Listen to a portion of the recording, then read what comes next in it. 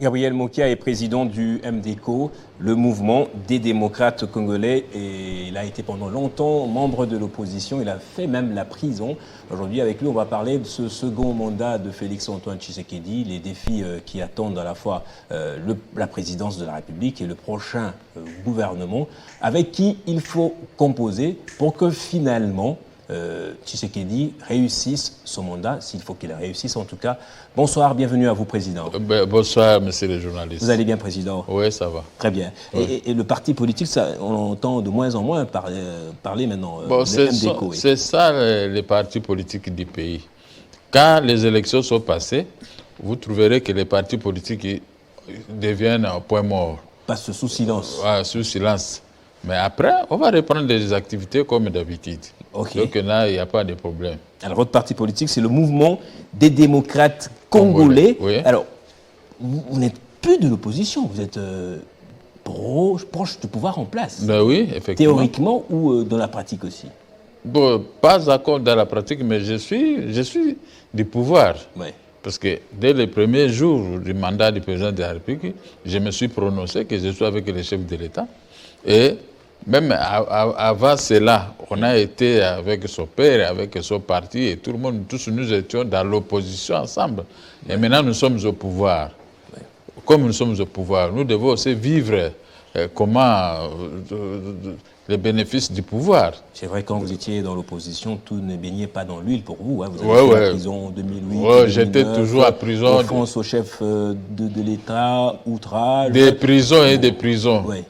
C'est ça les combats. Si vous voulez sauver un pays, il faut, vous pouvez vous y donner avec force. Nous, on a montré qu'on aimait le pays, on a montré qu'on aimait l'opposition. On ne faisait pas autre chose que ça. Et je vois aujourd'hui, quand ils font des marches, les marches, ça se limite qu'à la cité, quelques minutes, et la marche est dispersée. Mais nous, on faisait des marches, même de Kingasani jusqu'au boulevard, de Matongé jusqu'au boulevard. Donc, on a conquérir la ville de Kinshasa avec des marches. Et les pouvoirs avaient compris que ça, ce sont des vrais opposants. Et on ne venait pas plénicher là-bas, on fait l'opposition la journée et la nuit on fait autre chose. Non, ça comme ça. Depuis que j'ai commencé la politique, je suis Mokia comme d'habitude. Je n'ai jamais changé. Je reste le même. Je n'ai jamais fait des zigzags dans la politique. Mais il faut que la politique aujourd'hui nous regarde aussi. Vous deviez normalement commencer à récolter justement le mais on ne récolte pas, on est là que pour... Alors que vous étiez dans l'opposition. Ouais, on ne récolte pas, on est là pour qu'on appelle les crocs à jambes. Comme moi j'étais footballeur, je sais les crocs à jambes, qu'est-ce que cela signifie. C'est ce que nous récoltons aujourd'hui. Mais pourquoi? Moi je me demande pourquoi. Les gens qui ont lutté dans ces pays, il faut qu'on les regarde aussi. Il ne faut pas prendre seulement les nouveaux venus et maintenant ils deviennent plus forts dans la vie, dans le quotidien. Mais nous devons rester toujours des pauvres, des malheureux, en tout moment en train de plénicher. Non, là, ça ne va pas. Il faut regarder votre voisin qui t'a soutenu pendant les mauvais moments. Parce que nous étions tous avec eux dans l'opposition. Je sais ce qu'ils vivaient et aussi ils savent ce que moi j'ai vécu. Vous avez été privé de beaucoup de choses aussi. Privé de beaucoup de choses. Mais comment les difficultés doivent continuer jusqu'à aujourd'hui? Pourquoi? Je n'ai jamais compris pourquoi. Mais au début, on vous a facilité quelques tâches aussi. On vous a fait avoir accès à... Si vous me donnez aujourd'hui à manger... qui vous ont été privés. Si vous me donnez aujourd'hui à manger, je mange, vous croyez que c'est fini? La faim va terminer le même jour. Pendant 5 ans, je dois rester toujours comme ça, en train de plénicher. Surtout que ce que moi je réclame, ce sont mes droits. Je ne viens pas demander quelque chose de ceci, mais ce sont mes propres droits datant. Alors, il faut qu'on nous regarde aussi. Je ne demande pas mieux que ça. Parce que les autres commencent à se moquer de nous. Voilà, vous avez lutté, vous avez combattu. Pendant notre époque, des fois aussi, mais votre propre époque, mais pourquoi vous souffrez comme ça? Moi, on m'a toujours posé des questions. Peut-être qu'ils se disent que c'est vrai, vous étiez dans l'opposition, vous aviez votre parti politique, vous cheminiez vous tous dans l'opposition, mais qu'est-ce que vous avez apporté à Tshisekedi depuis son élection, sa première élection en 2018? C'est ça la question qui se pose aussi. Ben, vous savez que à ce jour, je suis les mieux placés pour parler de ces problèmes. Nous avons combattu avec des opposants qui combattaient Tshisekedi. Moi, mais des émissions, tout ça, il faut payer. Il faut vous priver, il faut priver même votre femme avec les peu de moyens pour préparer, mais vous récupérez ça pour aller faire des émissions pour défendre le président de la République. Nous l'avons défendu, ça, ce n'est pas une question qu'on peut nous poser. Ça, c'est le peuple congolais, c'est que c'est là où beaucoup combattu. Et personne ne peut oublier notre combat. Les opposants ici que vous voyez ici, ils faisaient la guerre. Mais ils savaient que si nous faisons la guerre contre Félix, et Mokia sortira pour pouvoir nous combattre. Mais c'est ce que je faisais. C'est ce que j'ai toujours fait, même jusqu'à aujourd'hui. Je suis toujours dans la lignée. Je n'ai pas trébuché, je ne fais pas des zigzags, je reste la même personne. Mais quand même, je ne peux pas rester toujours dans des problèmes, ça ne va pas comme ça. Mais est-ce que votre non-élection est aussi, on peut le considérer comme des conques à jambes placés contre vous? Bon, vous savez, les élections dans notre pays, il faut toujours faire attention. Il y a d'autres gens qui sont passés, ils n'avaient même pas fait la campagne. On connaît beaucoup de choses. Mais comme c'est notre pouvoir, nous ne pouvons pas aussi beaucoup critiquer et parler. On peut conseiller seulement. On peut dire des choses qui sont vraies. Nous avons été dans la campagne électorale. Qui ne connaît pas? Moi, quand je sors d'ici, je suis en route. C'est toute la ville qui me salue. Donc, je vais à Kingasani, je vais à n'importe quel coin. Même les petits enfants savent que ça, c'est Mokia. Mais un homme comme ça, il ne peut pas être voté. Donc, il y a eu ce qui s'est passé. Bon, je ne vais pas trop développer. On laisse tomber les mondes comme ça. Vous acceptez ça sportivement? Oui, j'ai accepté. Est-ce que vous m'avez vu faire des bruits? Je ne ferai jamais de bruit parce que c'est notre propre pouvoir. Mais nous devons aussi vivre comme tout le monde. J'ai vu le pouvoir passer. Avant que nous on arrive au pouvoir, comment les autres vivaient quand même. Ceux qui étaient avec les pouvoirs, ils vivaient mieux. Mais nous ne pouvons pas continuer toujours à plénicher, même nos propres droits. Hein? Des ministres orgueilleux, ils vont nous refuser de nous payer. Donc, ils refusent même de nous rendre aussi service. Mais c'est quoi? Tu dis que tu es mon frère. Mais moi, je suis avec toi. Et maintenant, devant un problème, tu m'abandonnes. Pourquoi? Tu peux pas m'abandonner. Quelque chose même en dehors de l'émission qu'on refuse même de répondre à certains appels. Ça, il ne faut même pas parler de ça. On ne répond pas aux appels. Même vous remplissez une audience, on ne vous reçoit pas. Donc ça devient comme des gens qui étaient des pauvres. Maintenant, ils ont des moyens, alors ils doivent créer des problèmes auprès de tout le monde. C'est ce que je vois. Je ne comprends pas. Je suis du pouvoir, mais pourquoi je dois me plaindre? Je ne pouvais pas me plaindre, moi. Moi, je devais être aux anges. Comme tout autre Congolais qui mérite. Moi, je mérite. Avec d'autres amis. Nous méritons parce que ce que nous avons fait dans ces pays. Imagine-toi, Laurent Désiré Kabila est entré. Qui ouvrait sa bouche? Peut-être IDPS, oui. Mais nous, et moi, à ce moment-là, Laurent Désiré Kabila, il m'arrête, il écrit, arrête les 60 jours, je vais me retrouver en prison. Et comme ça, parce que nous, on voulait à ce qu'il y ait la démocratie, à ce qu'il y ait la bonne gouvernance. Bon, nous avons payé les prix forts. Mais aujourd'hui, comment on doit continuer toujours à souffrir de cette façon? Je ne comprends pas. Je ne comprends pas. Et les formateurs, ils doivent aussi regarder dans les rétroviseurs que ceux-là, les mots qu'il y a, nous ne pouvons pas aussi les abandonner comme ça parce qu'ils ont aussi des possibilités pour pouvoir nous attaquer. Ils ont aussi des possibilités, ils ont aussi des moyens. Il vaut mieux avoir vous de son côté que d'avoir contre vous. Oui, mais c'est ça le problème. Parce que qui ne me connaît pas ici? Moi, je ne recule jamais dans un combat. Même si je sais que ça va terminer mal contre moi. Mais on y va au combat. Où est le problème?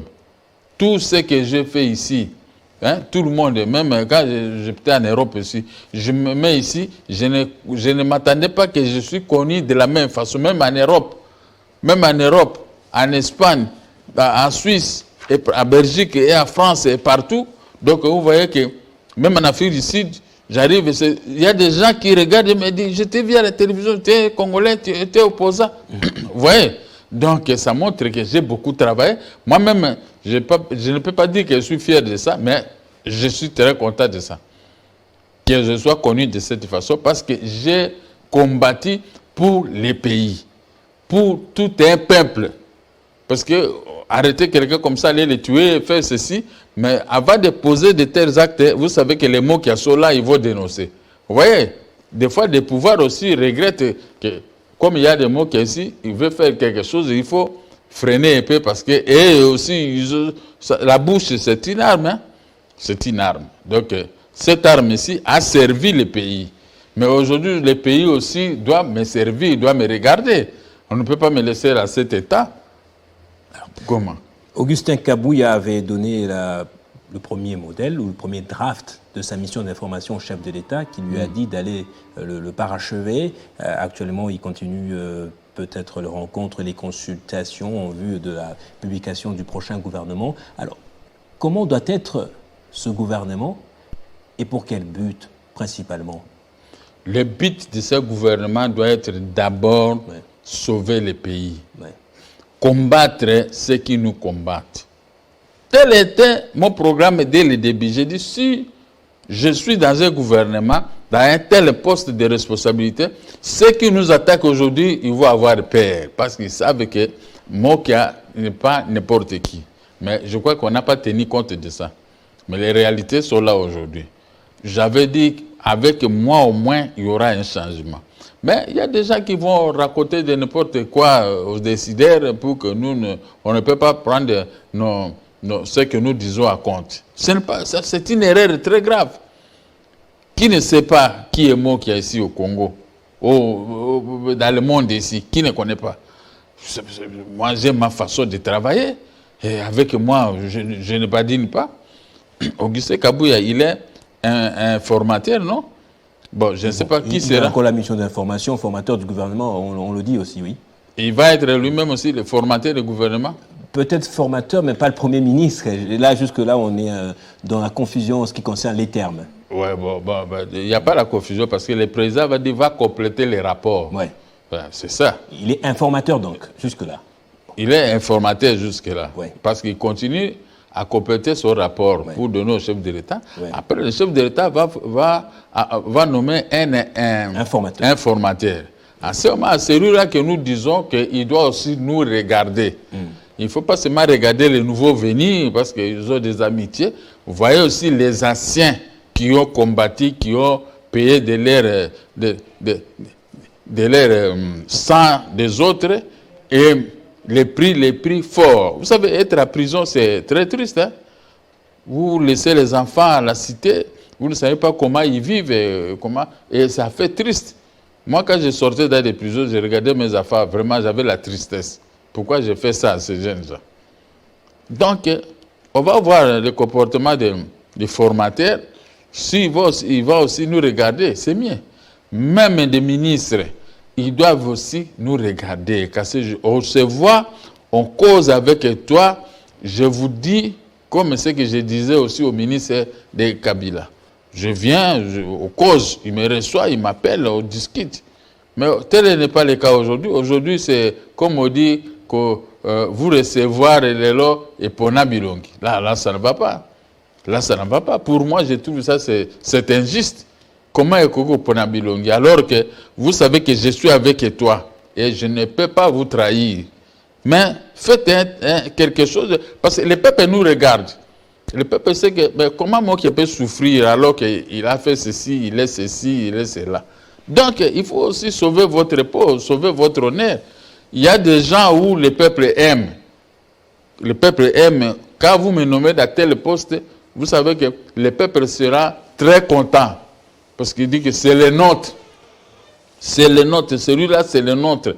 Donc, comme on l'a pris, nous allons l'appuyer. Voilà. C'est mieux avoir des gens qui vous soutiennent que les gens qui vous combattent. Mais c'est ça. Tel est notre cas. Vous êtes quelqu'un qui a aussi des velléités belliqueuses. Hein? Vous êtes capable de dire, comme Tshisekedi, à la moindre escarmouche, je vais attaquer les Rwandais, je vais déclarer une guerre contre le pays voisin. Alors aujourd'hui, le chef de l'État a tendance à pouvoir se rétracter un peu, à rebousser le chemin. Il revient sur ses mots, il n'est plus vraiment très belliciste ou belliqueux. Alors, comment trouvez-vous son attitude? Parce que des fois, il manque des gens coriaces comme nous. Ok. Si il est entouré par les gens comme nous... Mais vous n'avez jamais fait la guerre, on dirait. Vous avez fait la guerre, vous? Je n'ai pas fait la guerre, Ouais. mais je peux faire la guerre. Je suis là, dans cette lignée. Je peux faire la... Pour l'intérêt supérieur de notre peuple, je peux faire la guerre. Et crois-moi que nous allons gagner la guerre. Parce qu'il y a des tactiques, hein. Il y a des tactiques. Il y a des gens qui font une guerre à double vitesse. Il est dans la guerre, il rentre aussi derrière parce que il n'est pas totalement congolais. Donc, il a double face. Alors, ce sont déjà à écarter et mettre les Congolais, les hommes qu'il faut à la place qu'il faut, les vrais Congolais. Donc, si moi je vous dis que demain, je veux faire la guerre avec tel pays qui nous agresse, sachez qu'il y aura la guerre.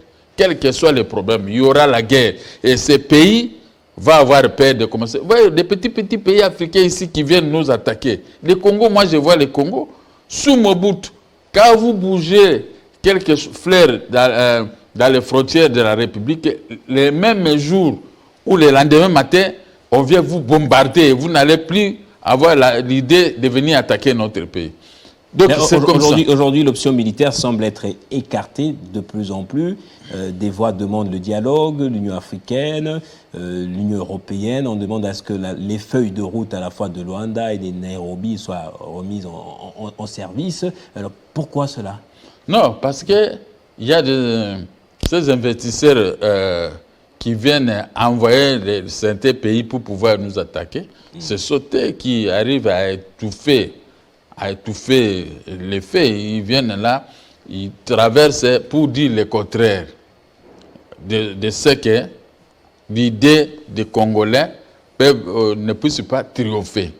Vous savez, moi je suis là, je regarde Massissi, ça fait partie de nos provinces. Oui.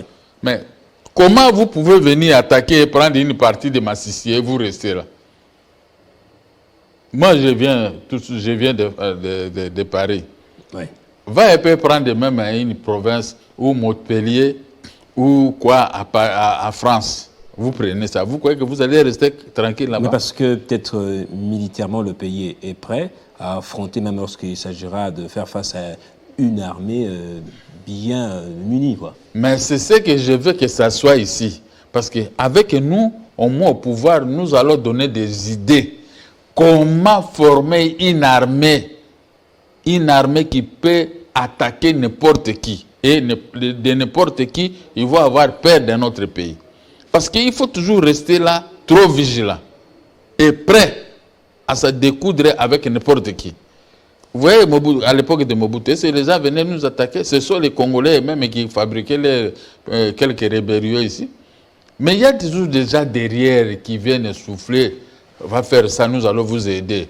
Parce que ces gens ne manquent pas, ils sont partout, même au Burkina Faso, même au Mali, même à plusieurs pays ici, ces gens-là sont toujours là. Mais quand ils vont constater que vous êtes très fort, très dynamique, à ce moment-là, ils vont avoir peur de vous. On ne peut pas jouer avec nous comme on est à tête de jouer avec nous comme ça. Non, notre pays est si riche. Ces richesses peuvent nous faciliter la tâche pour pouvoir affronter n'importe quel adversaire dans notre pays. Alors, vous dites que le chef de l'État manque de gens coriaces comme vous. Pourtant, il n'est pas entouré avec n'importe qui, hein, ou de n'importe qui. Il y a Jean-Pierre Bemba, il y a Moussa Nyamwisi, il y a le grand ministre des Affaires étrangères, Christophe Lutundula, qui sont au front, en tout cas, sur toutes les questions, ils répondent. Mais moi, je vois tout ce qu'ils font, je regarde. Des erreurs, je corrige ça dans mon cœur. Je sais que dans telle situation, il n'aurait pas dû faire ça, il aurait dû faire ceci.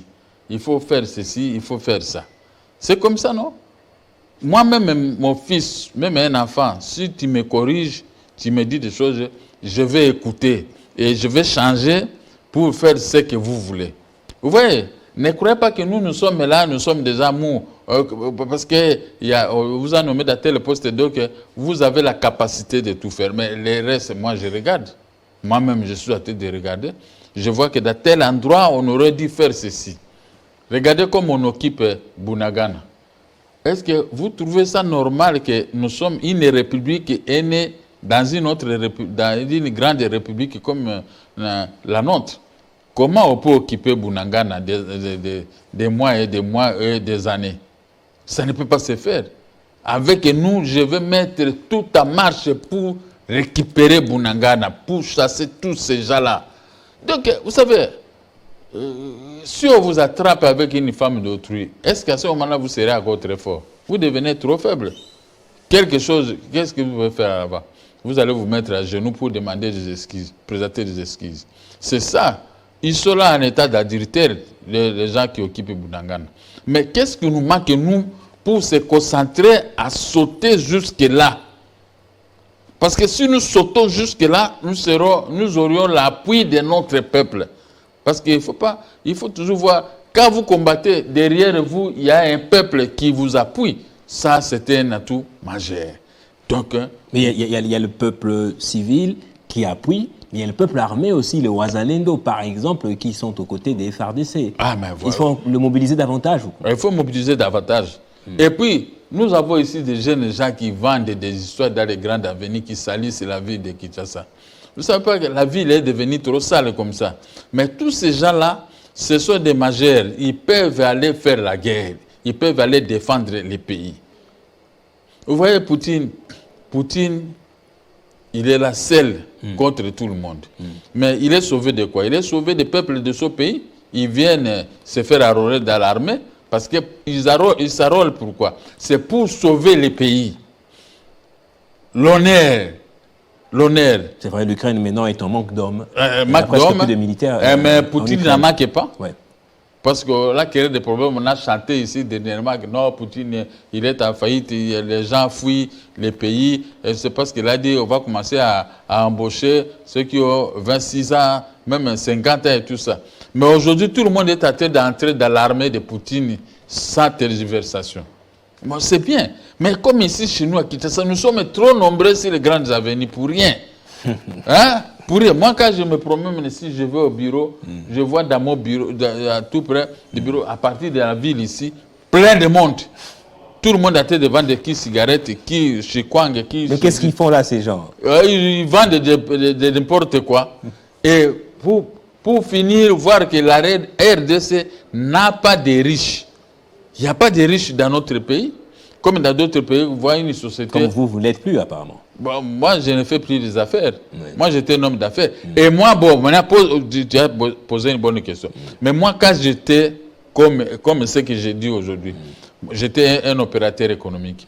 Bon, regardez à la Banque centrale, ce que nous, on importait comme devise. On était un peu de petits riches, hein, à l'époque. Donc, c'était très bien de vivre avec moi. Vous venez chez moi, vous voulez faire le mariage, vous voulez l'argent, je vous donne l'argent. Tout de suite. Tout de suite. Mais aujourd'hui... Vous réfléchissez deux fois. Il faut réfléchir deux fois. Comment vous avez réfléchi on doit réfléchir deux fois parce que aujourd'hui, la brousse est occupée par des rébellions. Et il n'y a pas des opérateurs économiques, il n'y a pas de riches congolais. On n'a que des riches indiens, des riches autres qui occupent notre capitale. Est-ce qu'ils doivent venir réparer nos routes ici? Ils ne vont jamais réparer les routes. Ils vendent jusqu'à minuit, ces étrangers-là. Mais entre-temps, nos enfants, nos filles et garçons, ils sont là dans des boîtes de nuit, dans des boîtes là, dans des ngandama, vous les trouverez plein en train de manger à plein air. C'est ça que je n'ai jamais compris. Or que le grand problème est l'État doit embaucher les jeunes, leur montrer du travail. Ah, du travail, ok. Vous leur donner du travail. Vous savez, être dans l'armée, c'est être trop fier. Hein? Ouais. Moi, j'ai vu en Europe, quand tu te trouves avec un policier, tu sens qu'il sent lui-même bien, il est très bien. Ce n'est pas un policier pour aller tracasser les gens pour récupérer ceci. Non.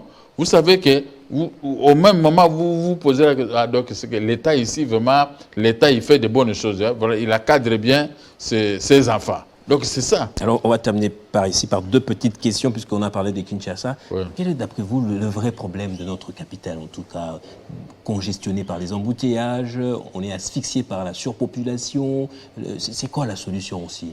Le problème c'est qu'on n'a pas de route. Ouais. Quand on n'a pas de route, la ville de Kinshasa, ça doit être toujours à cet état. Vous savez, depuis Kassavou jusqu'à aujourd'hui, regardez il y a combien de routes qu'on a construites. Il y a toujours combien d'entrées? Vous avez 24, vous avez vous avez quelques avenues ici. Il n'y en a pas beaucoup pour l'entrée ici en ville. Mais pour retourner vers Mbinza, donc il n'y a qu'une route principale, Ngouma. Et même l'autre là, avenue de... Tourisme non, comment on appelle ça? Route de Matadi. Ouais, donc, la route de Matadi est envahie maintenant par la population sur les grandes avenues. Alors, comment on peut circuler? Alors, vous trouvez, il y a plein de voitures. L'inconscience de ceux qui gèrent la vie de Kinshasa. Les gouverneurs que vous nommez ici, ils viennent pour regarder leurs propres poches. Mais il n'y a personne qui a la volonté de faire de la vie de Kinshasa. Moi, je suis arrivé jusqu'à Bilbao, par exemple, 300 et quelques kilomètres en Espagne. Mais j'ai laissé capitale Madrid, je suis allé jusque là. Mais c'est la même chose comme la capitale. Wow. Donc vous trouvez... je dis, mais est-ce qu'on ne peut pas nous donner cette ville que j'avais embauchée à Ménessa chez moi? Dernière question. Qui peut être le bon ou le meilleur Premier ministre? Bon, ça, je ne sais pas. Ça, c'est la conscience du chef de l'État. Moi, je ne peux pas choisir quelqu'un pour être Premier ministre. Hein? Sinon, je peux choisir un Premier ministre. Mais ça, c'est la conscience du président de la République. C'est lui qui nous gère et il doit aussi faire quelque chose pour que les pays marchent. Et il doit regarder ses amis comme nous avec qui on était dans l'opposition avec son père. Merci Gabriel Parce Mokia. que sinon, tout ce que nous on disait, les peuples n'arrivent pas à sentir ça aujourd'hui. Merci Gabriel Mokia, président du MDECO, d'être passé sur le plateau de Télé 50. Merci beaucoup. C'est moi qui vous remercie de m'avoir reçu. On va marquer une pause, le temps de recevoir Raphaël Kapambou Katukonki, président de FUTV.